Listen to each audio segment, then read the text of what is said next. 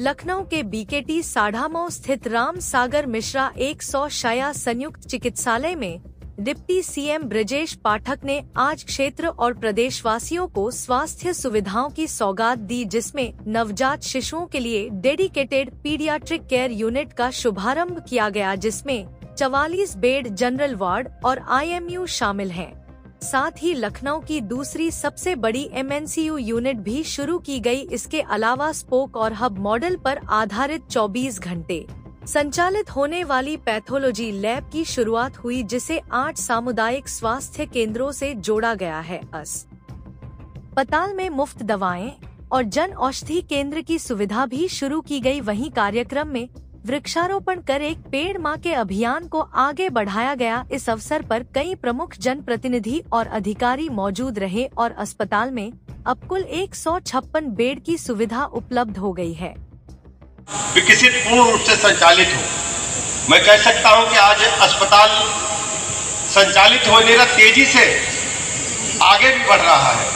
जो व्यवस्था PGI में है वो आज यहाँ उसका उद्घाटन हुआ है। जो व्यवस्था उत्तर प्रदेश में कहीं नहीं है कि जच्चा बच्चा एक साथ रहेंगे, नवजात शिशु एक साथ माँ के साथ रहेगा। ये उत्तर प्रदेश में पहला सेंटर है कि नवजात शिशु माँ के साथ एक साथ रहेगा, जिसको जीवन को आगे बढ़ाने में जब बच्चे को वास्तव में माँ की जरूरत होती है तो माँ उसके पास में होगी। पहला अस्पताल है। ऐसे अवसर पर आप सबको मैं बहुत बहुत बधाइयाँ देता हूँ, शुभकामनाएं देता हूँ।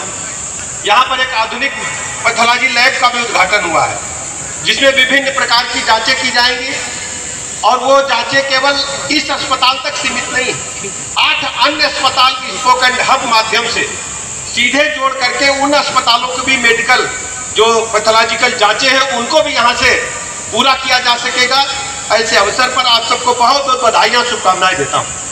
माननीय विधायक जी ने, क्षेत्र के लोगों ने ढेर सारी डिमांड्स रखी हैं, उनको हम शीघ्र पूरा करेंगे और भरोसा दिलाते हैं। ये अस्पताल हमारे प्राथमिक एजेंडे में है।